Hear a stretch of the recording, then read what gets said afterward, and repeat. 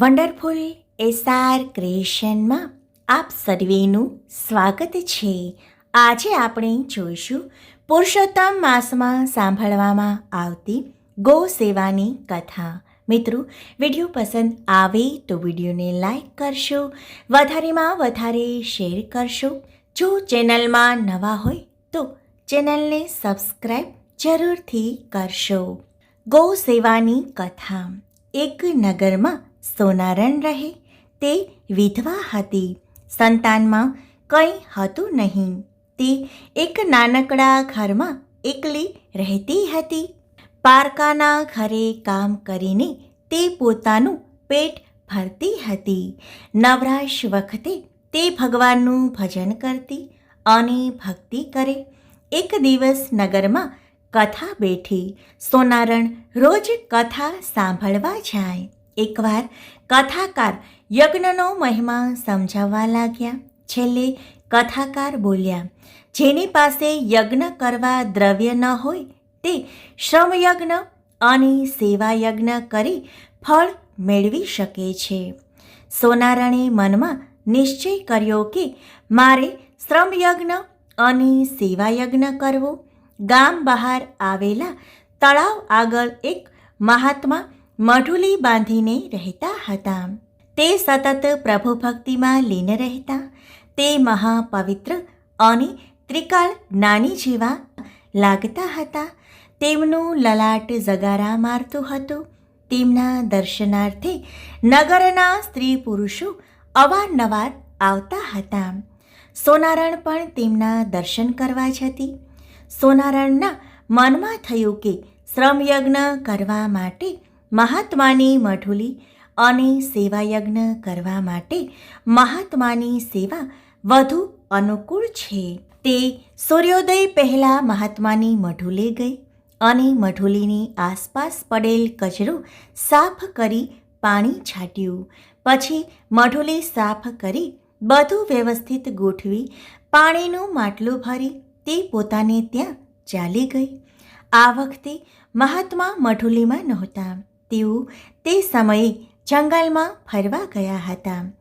થોડે વારે મહાત્મા આવ્યા અને મઢુલીની આસપાસ જગ્યા સ્વચ્છ બનેલી જોઈને અને તેના ઉપર પાણીનો છંટકાવ થયેલો જોઈને વિચારમાં પડી ગયા. મઢુલીમાં દાખલ થતાં મઢુલી સ્વચ્છ અને વ્યવસ્થિત લાગી. પાણીનું માટલું ભરેલું જોયું. આ બધું જોઈ તેમના આશ્ચર્યનો પાર રહ્યો નહીં. સોનારણ ચતુર હતી. તે રોજ વહેલી સવારે જ્યારે મહાત્મા જંગલમાં ફરવા ગયા હોય ત્યારે મઢુલીએ આવી બહાર અને અંદર સ્વચ્છ કરી આવતી. મહાત્મા જ્યારે બહારથી આવતા ત્યારે સફાઈ જોઈને તેઓ અચંબામાં પડી જતા. મનોમન તેઓ આ કાર્ય કરનારને આશીર્વાદ આપતા. મહાત્મા રોજ વિચાર કરે છે કે દરરોજ કોણ આવીને આ બધું કરી જાય છે. એક દિવસ મહાત્મા સંતાઈને ઊભા રહ્યા. સોનારણ આવીને બધું કામ પતાવીને જવા લાગી. ત્યારે મહાત્માએ તેને રોકીને પૂછ્યું, બહેન, તું કોણ છે? શા હેતુથી મારી સેવા કરે છે? સોનારણ પોતાની ઓળખાણ આપીને પોતે કરેલા સંકલ્પની વાત કરી. ત્યારે મહાત્મા બોલ્યા, કાલથી પુરુષોત્તમ માસ શરૂ થાય છે. તું અધિક માસનું વ્રત કરજે અને સાથે સાથે ગાયની સેવા કરજે. તને દરરોજ એક અશ્વમેધ યજ્ઞનું ફળ પ્રાપ્ત થશે. આમ તું આખો મહિનો ગાય માતાની સેવા પૂજા કરીશ અને પૂર્ણ શ્રદ્ધાથી વ્રત કરીશ તો તને 30 અશ્વમેધ યજ્ઞનું ફળ પ્રાપ્ત થશે.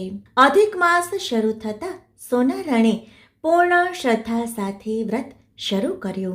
તે પ્રાતઃકાળે નદીએ નહાવા જાય, કાંઠા ગોરવાનું પૂજન કરે, કથા વાર્તા સાંભળે, ગાયને નવરાવે, તેને કપાળે ચાંદલો કરે, તેને લીલું ઘાસ નાખે, એકટાણું કરે અને પોતાની શક્તિ મુજબ બ્રાહ્મણોને દાન દક્ષિણા આપે. આમ પુરુષોત્તમ માસ પૂરું થયું. તેણે વ્રતનું ઉજવણું કર્યું. પછી વિચાર કરવા લાગી કે મને 30 અશ્વમેધનું ફળ મળ્યું હશે, પણ એની ખાતરી શું? કુદરતનું કરવું કે એ નગરના રાજાનો કુંવર ગરમીના રોગથી પીડાતો હતો. આમ તો તે તંદુરસ્ત અને રૂપાળો હતો, પરંતુ આખા શરીરમાં દાહ ઉઠે એવી બળતરા થાય, તેનાથી તેને ઘડીભર ચેન પડે નહીં. રાજાએ મોટા મોટા વૈદ્યોને તેડાવ્યા, જાણીતા હકીમોને બોલાવ્યા, જોગી જતીને આમંત્રણ આપ્યા, ભૂવા ફરાડીને બોલાવી દોરા ધાગા કરાવ્યા, પીર ફકીરને બોલાવી તાવીજ કરાવ્યા, ઘણાય અખતરા કર્યા, પણ કુંવરના શરીરનો દાહ ઘટતો નથી. બળતરા સતત ચાલુ જ હતી. એવામાં કોઈ સિદ્ધ પુરુષ રાજાના મહેલે આવ્યા. રાજાએ પોતાના કુંવરને બતાવ્યા. સિદ્ધ પુરુષે કુંવરના કપાળની રેખાઓ જોઈને કહ્યું, રાજવી, તમારો કુંવર કોઈ દવાથી સારો થશે નહીં, મંત્ર તંત્રથી સારું થશે નહીં, પરંતુ કોઈ વ્યક્તિ તેને 5 અશ્વમેધ યજ્ઞનું ફળ અર્પણ કરે તો કુંવરનો દાહ મટે, કેમ કે તમારો કુંવર પૂર્વભાવના શાપને કારણે આ દાહની પીડા ભોગવી રહ્યો છે. સિદ્ધ પુરુષ તો રસ્તો દેખાડીને ચાલતા થયા. રાજાએ તરત પ્રધાનને બોલાવ્યા અને કહ્યું, આખા નગરમાં ઠંઢેરો પીટાવો કે કોઈ 5 અશ્વમેધ યજ્ઞનું પુણ્ય કુંવરને અર્પણ કરી શરીરનો દાહ મટાડે. જે કોઈ આ કાર્ય પાર પાડશે તેની રાજા તરફથી સારી બક્ષિસ આપવામાં આવશે. 2 દિવસથી નગરમાં ઠંઢેરો પીટવામાં આવ્યો, છતાં કોઈ રાજા પાસે આવતું નથી.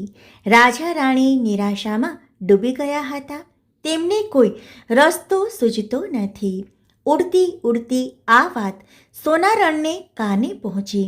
તેણે સાંભળ્યું, જે કોઈ 5 અશ્વમેધ યજ્ઞનું ફળ કુંવરને આપે તો એનો દાહ શમે. આ વાત સાંભળીને સોનારણને વિચાર આવ્યો કે પેલા મહાત્માની વાતની ખાતરી કરવાનો આ અવસર છે. સોનારણ રાજાના મહેલે ગઈ અને રાજાને નમન કરીને કહેવા લાગી, મહારાજ, આપ કહેતા હોય તો કુંવરને 5 અશ્વમેધ યજ્ઞનું ફળ હું આપું. રાજા તો સોનારણની વાત સાંભળી તેની સામે તાકી રહ્યા. સોનારણના દેખાવ ઉપરથી તે સાવ સામાન્ય અને ગરીબ લાગતી હતી.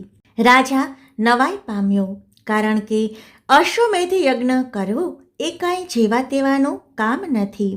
વિશ્વાસ ન આવ્યો તોય આટલા ઉપાય કર્યા તો એક વધારે એમ વિચારી રાજાએ હા પાડી. રાજાએ હા પાડી એટલે સોનારણે એક કળશો ભરીને પાણી મંગાવ્યું. તેમાંથી અંજલિ ભરીને ચારે દિશામાં છાંટ્યું.